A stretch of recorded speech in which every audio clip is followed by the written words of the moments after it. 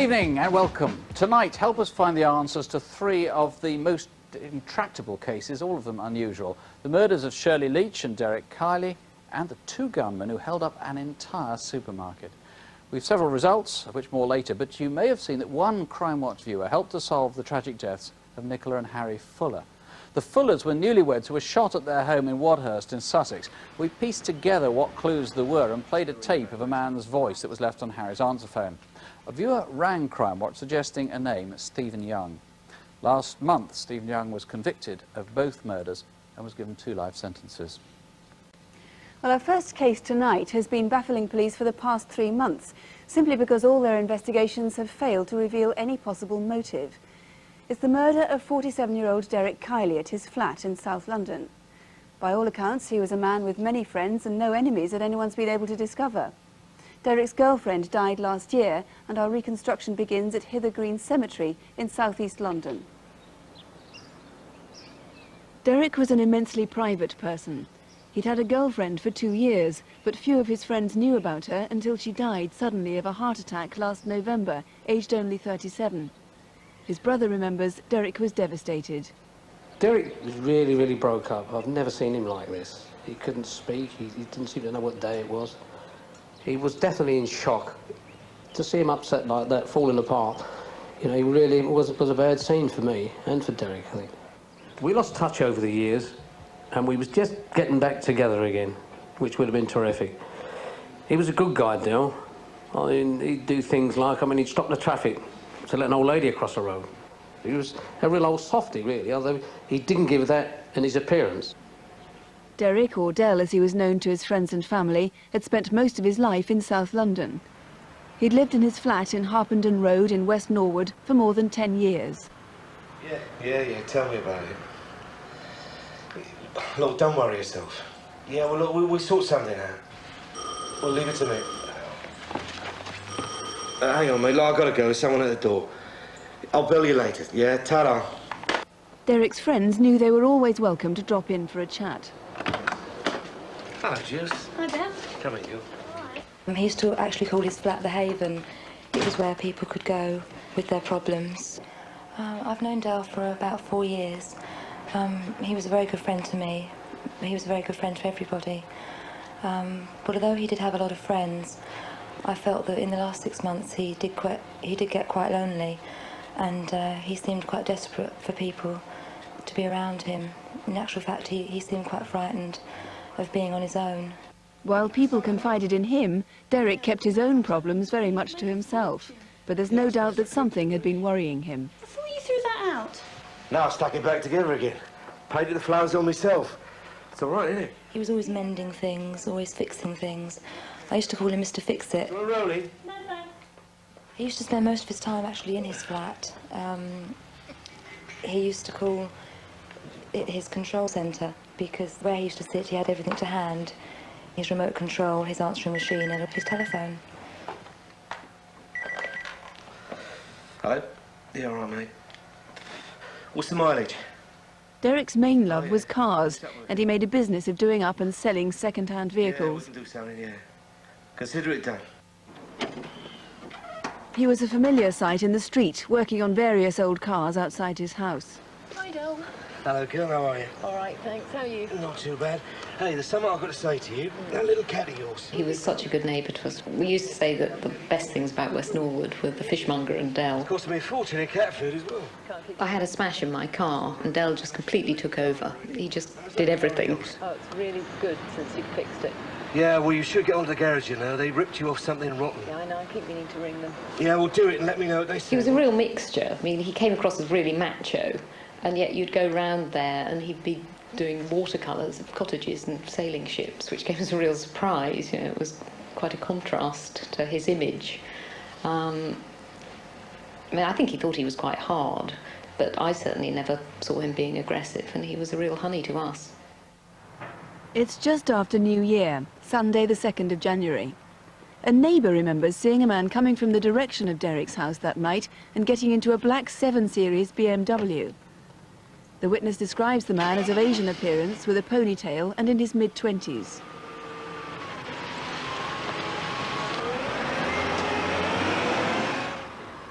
The next afternoon, around 3:30, a local man remembers seeing Derek in the street. I was walking up Oldswater Road towards Harpenden Road when I saw him talking to a man in a light blue Sierra. The man he was talking to had slick back hair and a ponytail. He was about in his mid-30s and had Mediterranean-type skin. I also remember that the car tax was out of date. Later that same evening, Derek was at a pie stall in Crystal Palace Parade, a few miles from where he lived. Tea and coffee? Yeah, please, Ron. Well, Dill used to come up at night to see me on odd occasion, have a chat. All right, Dill. Not really. But on this occasion he come up, he looked down and out and didn't seem that he was in his right mind. Something was worrying him. He said to me, "I'll see you later," and then off he went. And that was the last time I see him. That was the last time anyone is known to have seen Derek alive. Half an hour later, back in Harpenden Road, it's shortly after midnight. This woman lives a few doors away from Derek's flat.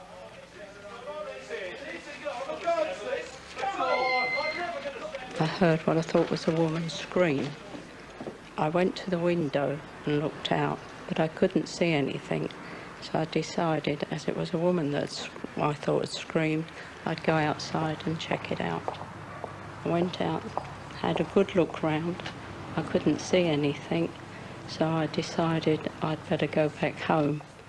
The shouting seemed to have come from the general direction of Derek's flat.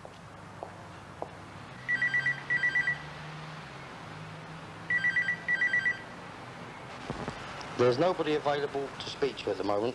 If you'll leave your name and any message, I'll get back to you as soon as possible. Thanks for calling. Hi, Del. I'm a bit worried about where you are. Give me a ring when you get back. Thanks, bye. Over the next 3 days, Derek's friends became increasingly worried as he failed to return their calls.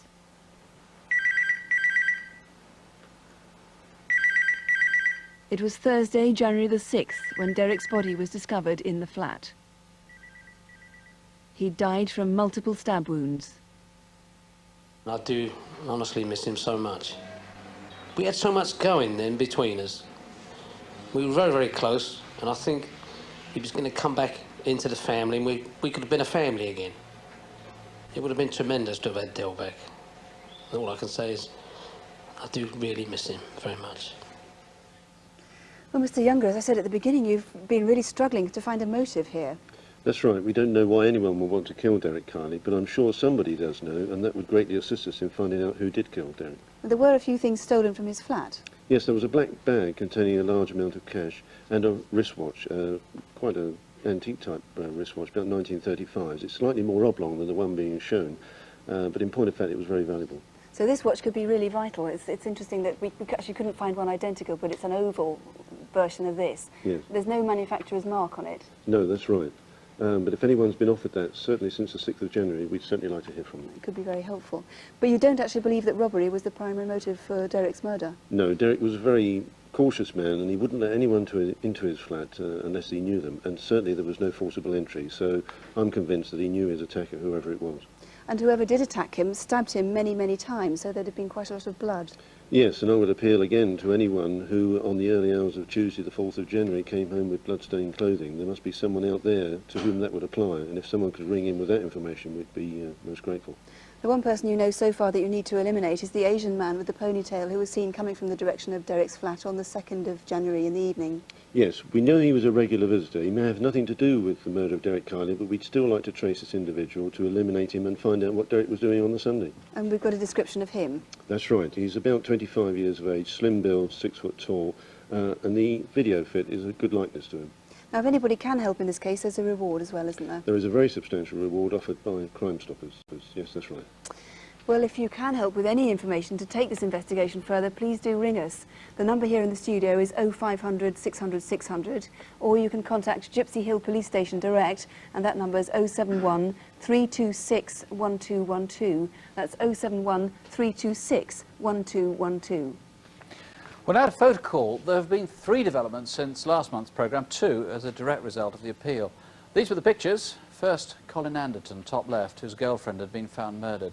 He was himself discovered dead, possibly by suicide. Next, Mr. McHale, the man top right. He's been eliminated from a major fraud inquiry. In fact, more than that, we now know the police had mistaken his identity. He had nothing at all to do with the allegations. Everyone involved owes him an apology, including us. In fact, as a result of the appeal, a viewer came up with an entirely different name, and another man is now in custody. The man bottom left is still wanted in connection with several robberies. The man bottom right, well, he's now in custody in Manchester, charged with a number of thefts. A viewer had seen him at a pub in London. In fact, the man had seen himself on Crimewatch. He was up a ladder decorating, and apparently he very nearly fell off. Here are Detective Constable Jackie Hames and Superintendent David Hatcher with this month's Photo Call Faces. This is Keith Roger Henry. Greater Manchester Police would like to speak to him in connection with a fatal road accident. On the 19th of May last year, a man was crossing Platt Lane in the Fallowfield area of Manchester when he was hit by a passing car. Brian Byrne, a 35-year-old single parent, died within minutes of the accident. Keith Roger Henry, who prefers to be called Roger, is 21, 5'7" and of medium build. He's known to have lived in London, but may now be living in the Manchester area. If you know where he is, please call.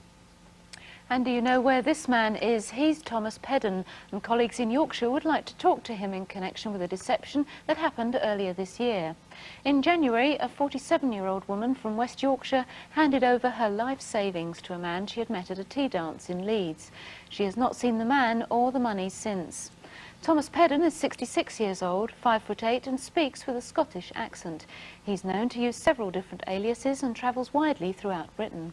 If you know where he is, call us tonight. And if you recognise this man, you may be able to help solve a series of frauds in Essex. On March the 1st, the man attempted to withdraw money from the Alliance and Leicester Building Society in Colchester when the cashier became suspicious and he left empty-handed. Later that day, money was obtained fraudulently from 3 other building societies in the same town. The man is in his early 30s, between 5'8" to 5'10", with short brown swept back hair. If you know where he is now, please call. Our colleagues in Hertfordshire are anxious to talk to this couple, John and Robin McAllister. We believe they may be able to help with inquiries into a series of mortgage frauds in the south east. Since 1989, thefts of large sums of money have taken place in Hertfordshire. Mr and Mrs McAllister were last seen in Chorley Wood in Hertfordshire in March 1992 when they said they were moving to Wiltshire. If you know where they are now or can help with any of our photocall cases, please call. And here's the Crimewatch number, 0500 600 600. That's 0500 600 600. Crime programmes have been criticised for frightening people, though Crimewatch itself is generally regarded as an honourable exception. We take pains to acknowledge that appeals do give an impression that violent crime is more common than it is. Nonetheless, some crime is frightening, and it's often just the sort that deserves a public appeal for clues. Our next case is one of those. In fact, it's the only case we've come across in 10 years in which 2 men were so irresponsible they held up hundreds of people at gunpoint, many of them children. On Thursday, 4 weeks ago today, this car was stolen from the car park at Sandwell and Dudley Station. Did you see it? Do you know who took it or kept it overnight? So I'm going to take the rest of my holidays next week and the week after. Lucky devil. Well, I didn't want to, but it's either that or I'm going to lose it. Oh, my heart's bleeding. I'm sure you'll cope for the next 2 weeks. Richard and I both started with Security Corps at Preston in about 1987, so we've known each other on and off for about 7 years. So what are you going to do next? If I go and wait in the queue now, you can get some ice cream for all that. I'll see you in the queue.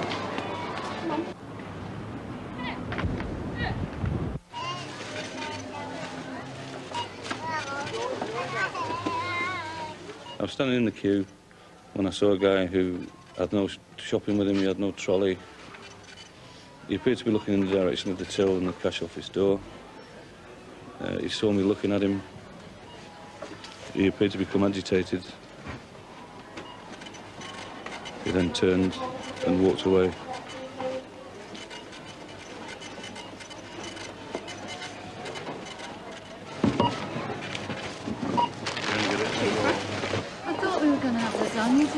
God, I forgot how busy it gets this time of year. Oh, and you got your teacher training. How's it going? It's exam time. I hate them. I used to like maths, you know. Well, it's poetic justice. If you're going to terrify those wee kids with exams when you're qualified, it serves you right. Thanks.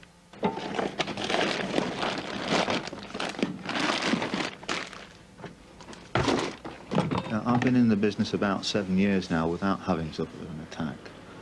But it is in your mind because you know that they don't give you a crash helmet and an armoured vehicle for nothing. Early evening, 6 hours since the thin-faced man with the moustache was seen at Morrison's. In the cash office, they were getting ready for Securicor. For once, we're early. Makes a change. At 6:35 p.m, were you in Morrison's car park? So, you're going to be taking your boat on holiday then? No, it's a bit early in the year. Why don't you keep your boat up in the marina there? You might be able to buy one of those nice bijou flats. I don't think so. A bit out of my league.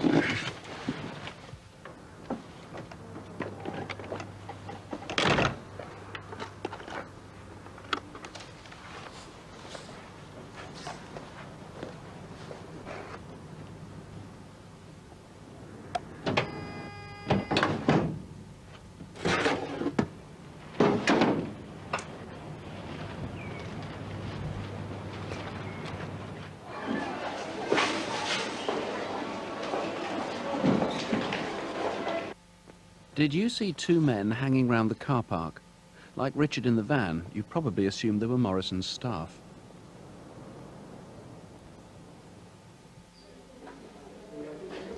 Hello. Are we all set? We're all ready. CID. So, all right, are we? Oh, fine. Busy. Yeah. Get on the floor! Get on the floor now! Give me the money or he gets it! Come on! Get back! Go away! Get back! He was a white man, about 5'8". Get back! When he spoke, he seemed to have a northern accent. He was wearing a balaclava. I was very scared. Come on! Faster! Faster! Come on! Come on! Faster! Get out! There's nobody gone! Get out! The shot sent a shower of plasterwork into Tim's face. Get out! There's a man gone! Give us the money! Come on! Faster! There's no more! You've got it all!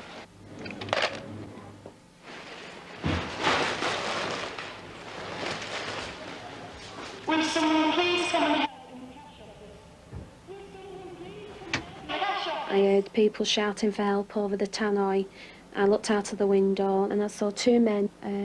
They had guns and one of the men actually took his balaclava off. He had dark, short hair receding on the top. Police, this is Morrison's Preston Rivers Way. There's been an armed robbery. They've got guns. Please come quickly. Saw the 2 men. They got in a red Escort and there was already a driver waiting for them.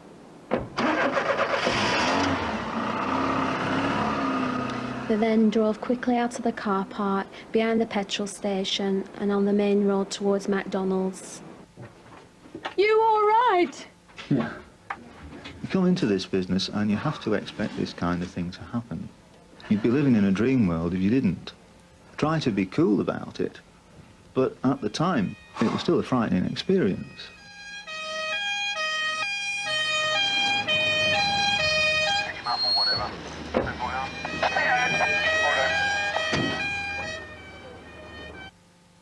I felt very, very frightened, very shaky and very upset.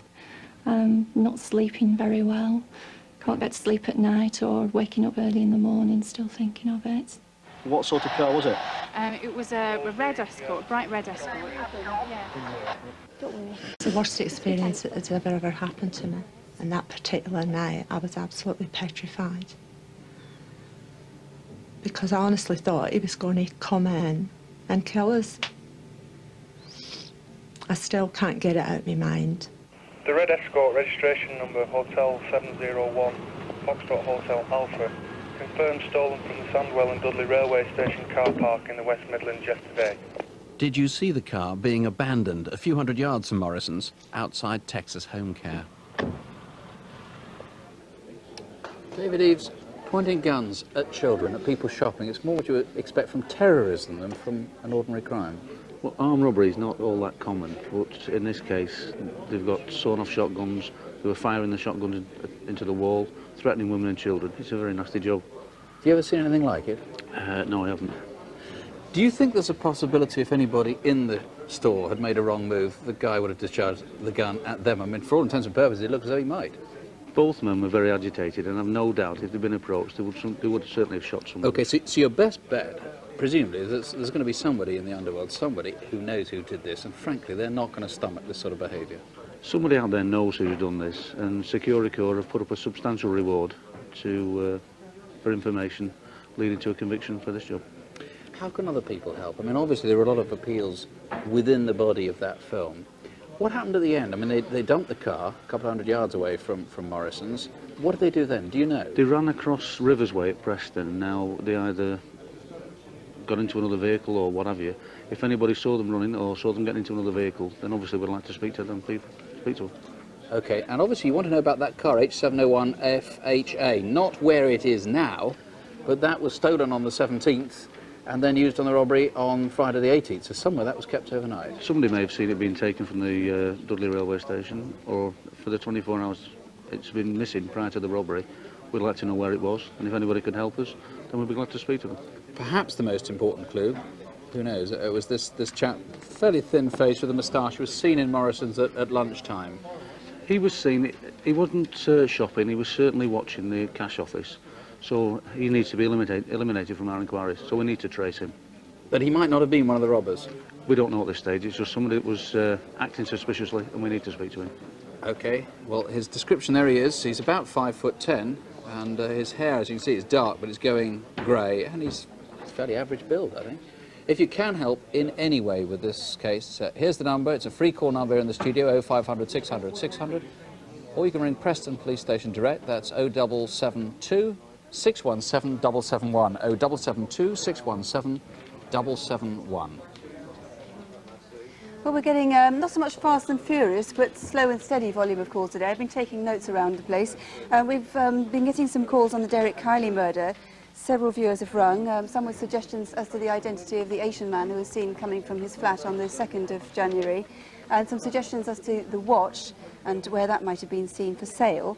Those are being followed up at the moment. On the photo call cases, Keith Roger Henry, known mostly as Roger, 2 people think they may have seen him. One of those is today. And Thomas Pedden, too. Again, somebody thinks they've seen him today. And 2 viewers have reported seeing the Mr. and Mrs. McAllister in the West Country somewhere. So, so far so good. We're still taking them. And once again, here now with this month's incident desk, are Superintendent David Hatcher and Detective Constable Jackie Hames. If you work in the City of London, you may recognise this man. On Friday the 19th of November at around 2:30 p.m, he was outside the 3 Crowns pub in Old Jewry, purporting to be collecting money for charity. Commander Hugh Moore of the City of London Police was on duty that afternoon and tried to arrest the man who attacked him and knocked him to the ground. Commander Moore never recovered from his injuries. He died of a heart attack 2 weeks later. The man is white, between 20 and 30, 5'8" to 5'10", with dark brown greasy hair in a ponytail. We believe he had a mark above his upper lip and may have been wearing hoop earrings. If you know who he is, please ring the City of London Police on 071 601 2222. That's 071 601 2222. Do you recognise this man? He was part of a gang who held up an armour guard van in Nottingham city centre on Tuesday the 8th of March. The attack took place here in Woollerton Street at 10 to 3. It was busy and the town was crowded with shoppers. One of the men forced the driver and the guard to drive to a nearby bowls club, while the other 2 followed in a stolen Ford Granada.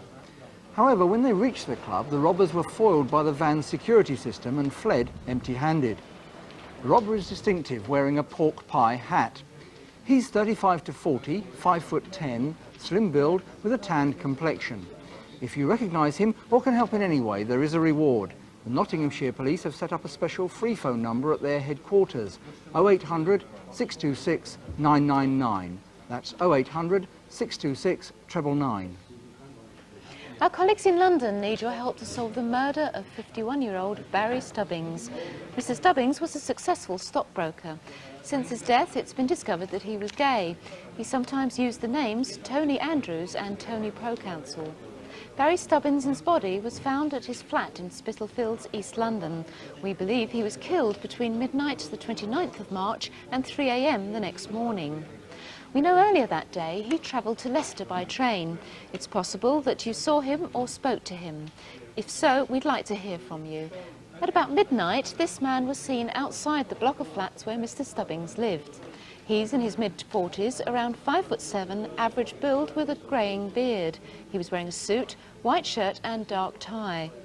Later, just round the corner, this man was buying tea from a stall in Commercial Road.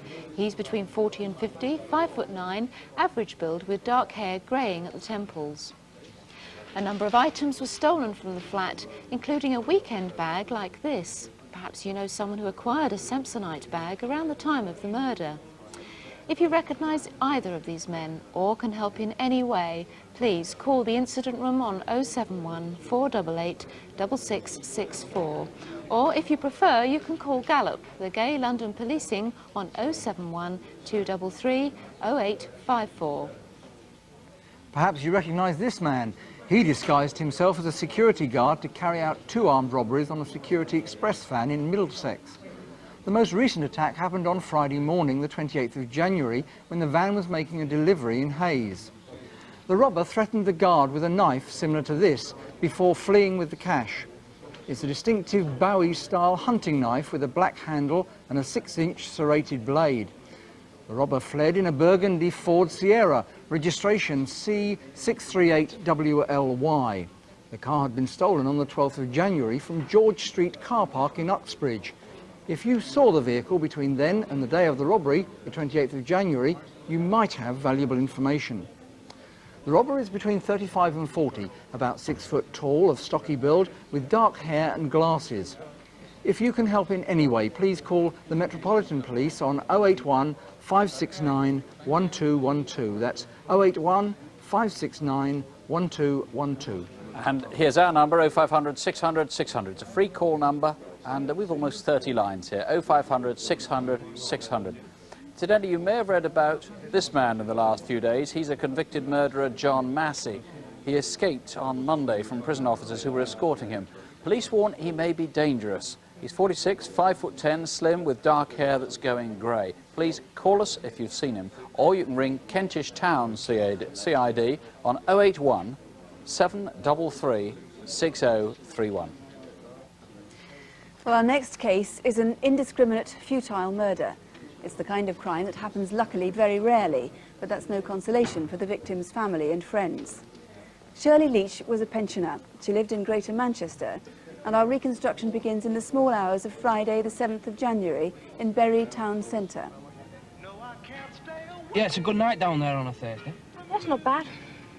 Have your mates gone home? Yeah, they got a cab earlier. I'm stuffed. Here, have you got any fags left? Yeah, just the one. We'll share it. I'll have to go to the loo first, though. Is there a bog round here? Yeah, there's one in the bus station. Come with us. It's a bit dark.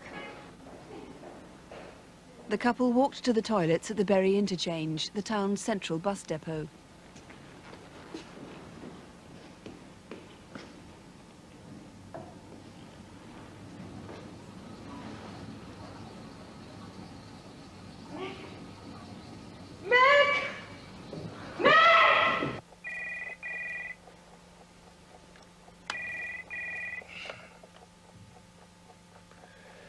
Hello? Yeah. Where is it? Yeah, OK, I'll be right over. OK, John, what we've got? Looks like a bad one. There's a female in the toilet. She's aged between... Well, our first priority was to preserve the scene of the crime. We needed to protect the forensic material which was inside there, so we had to make sure it was as secure as possible. I always try to keep a distance emotionally from these sort of things. But I must admit that the first thing I thought when I saw the body lying there was that we've got a poor old lady who's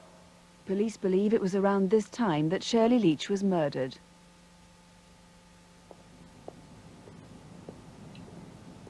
No one seems to have seen the man leave the interchange. We're obviously looking for somebody who is mentally disturbed. He needs to be caught very quickly. He needs medical help. The particular worry we have is that this was a horrendous crime to commit. She was butchered, she was sexually assaulted, and I just thought, what's the world coming to? Well, Mr. Maskew, that was such a tragic case. Shirley used to make that journey every night for 2 weeks to visit her daughter in hospital, and that was the first time she'd ever missed her connecting bus. That's right. It was the first time she'd ever missed a bus. But even if it had happened on other occasions, quite often she'd been accompanied by other members of the family when she'd made that journey. So if that had happened on other nights, it would not have made any difference. It was the first time she was on her own as well. Indeed, yes. What sort of person do you think could have done this? Clearly a very dangerous individual. If anything, Shirley was a little bit more timid than the actress portrays it in the reconstruction, and certainly she was smaller in build. She was clearly a vulnerable victim who I think was selected for that particular purpose.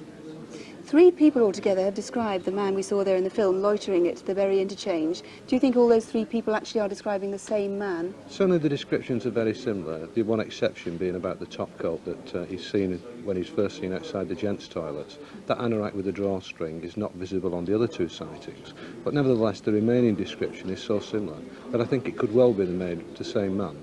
Although obviously I can't exclude the possibility there may be more than one. The last sighting, in terms of time, was at about 10:10 that Thursday night, wasn't it? That's right, that's at 10:10, and it's a young girl who's waiting at a bus queue when she sees the man walking across the interchange, and he is in fact leaving the interchange at that point onto Angolan Way. He's holding to his face a white tissue or a white handkerchief, which is blood-stained, and he could well have been bleeding from the face.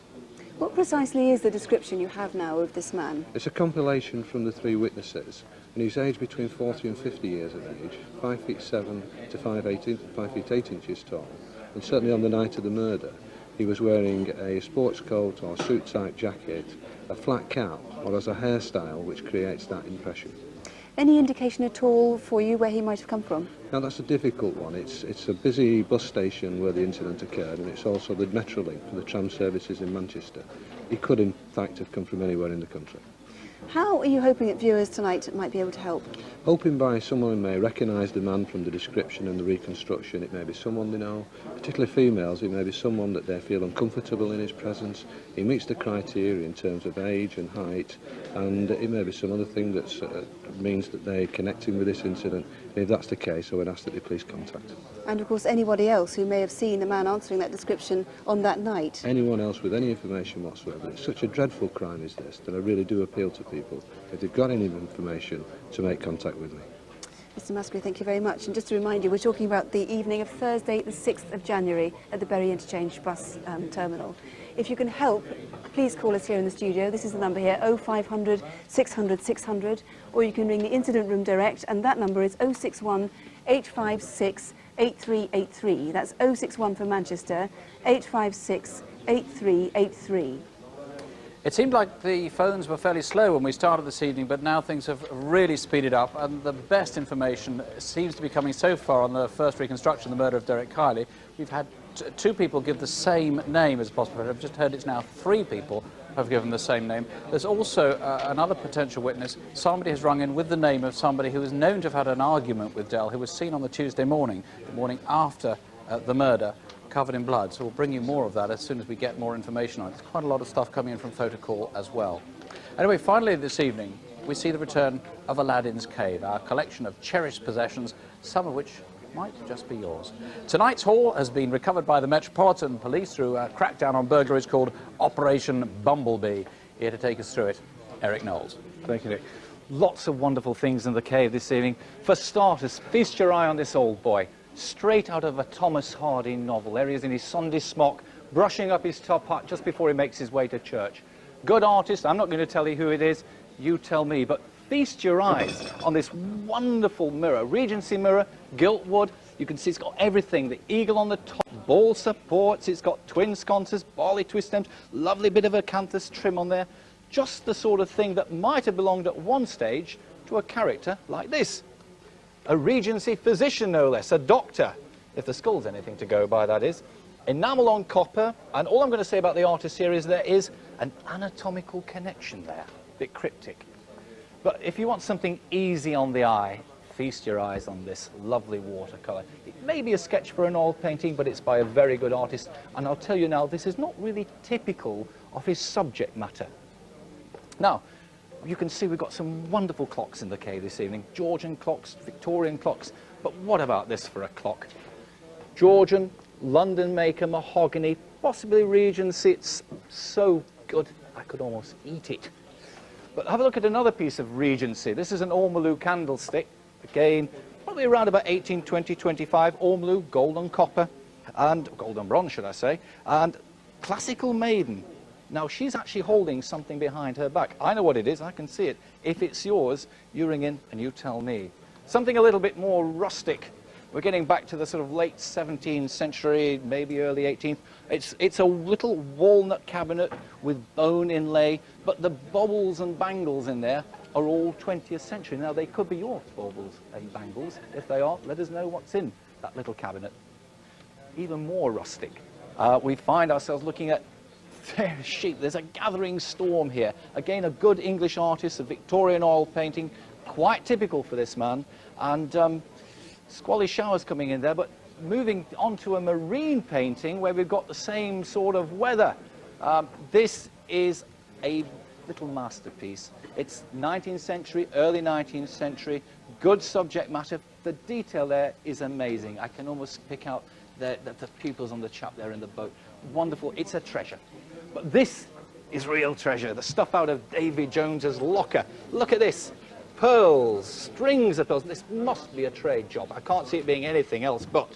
And I don't know why, but I feel that there's a cue here for a song by Glenn Miller. And all that treasure is just the tip of the iceberg. In fact, over 3,000 items have been recovered now by the Metropolitan Police in Operation Bumblebee. And if you've spotted something there which belongs to you, you can call us tonight at once. The number, as always, is 0500 600 600. And if you've had any property stolen from the London area in the last couple of years, your best chance of finding it might well be to go along to one of the 4 Operation Bumblebee roadshows where the recovered items are going to be on display. There are in fact 4 roadshows altogether. They're being shown in the London area between now and the middle of July. There are the dates you can see and the venues on the screen now, so look at those. And also you can call Operation Bumblebee on this number, 081 345 4112. That's 081 345 4112. I have to say, with something from Aladdin's Cave of results coming through, rather more than I'm going to be able to give you right now. But Photocall, we've got very, very strong information coming in on Thomas Pedden, on the McAllisters, on the Building Society raid. That's the one in Colchester. The police say they're very confident on that one. On the Preston supermarket raid, the last count I heard, there were 7 names. Somebody just told me there are now 10 names. There is also a possible link with an earlier robbery, something the police are now trying to look into. Here's the number on any of our cases tonight, 0500 600 600. That is a free call for any of our appeals, 0500 600 600. We hope we'll have more progress to report, as I say, in an hour or so, and the lines will be open here until midnight. Do join us for Crimewatch Update, and do join us next month for a special edition, Crimewatch's 100th programme. We'll take you back across the years. We'll show you how viewers have changed the course of so many criminal investigations, part of which you can see how we've changed over the years as well. Don't have nightmares, do. Sleep well. Good night.